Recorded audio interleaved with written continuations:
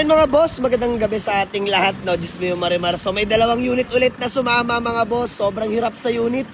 Laban-laban na kahit tukod sa puhunan mga bossing. Mahalaga may unit na yung mailala kung sa garahe. Kaya sama sila parin Popoy, Dudong. Ayan, si Echo, si Manman, si Pisan KR. So by the way mga boss, sumama na Toyota Innova 2015 model, manual, diesel engine mga boss.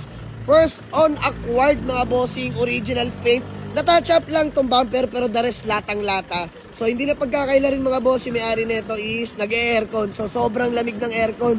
Well-maintained mga bossing. So eto mga boss, pakato ko lang. Latang-lata yun mga boss.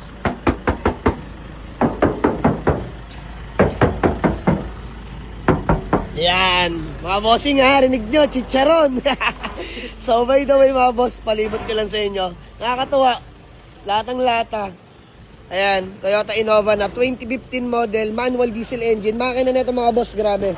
Wala akong masabi. So ayan, J Variant nga lang pala to.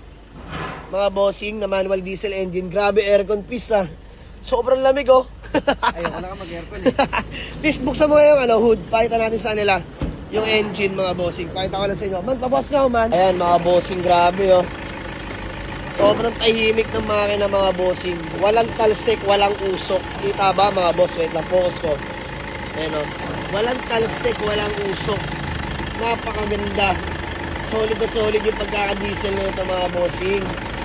Tamang-tamang lagapak lang. So ayun mga boss. Alagang-alaga ni bossing to. Reason for sale lang ni bossing. Nag-upgrade ng Toyota Hiace Commuter para doon sa business nila mga bossing. Hindi na daw sila masyadong kasya dyan, lalo pag nagsiservice ng aircon.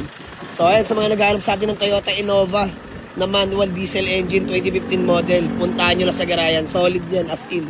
Grabe.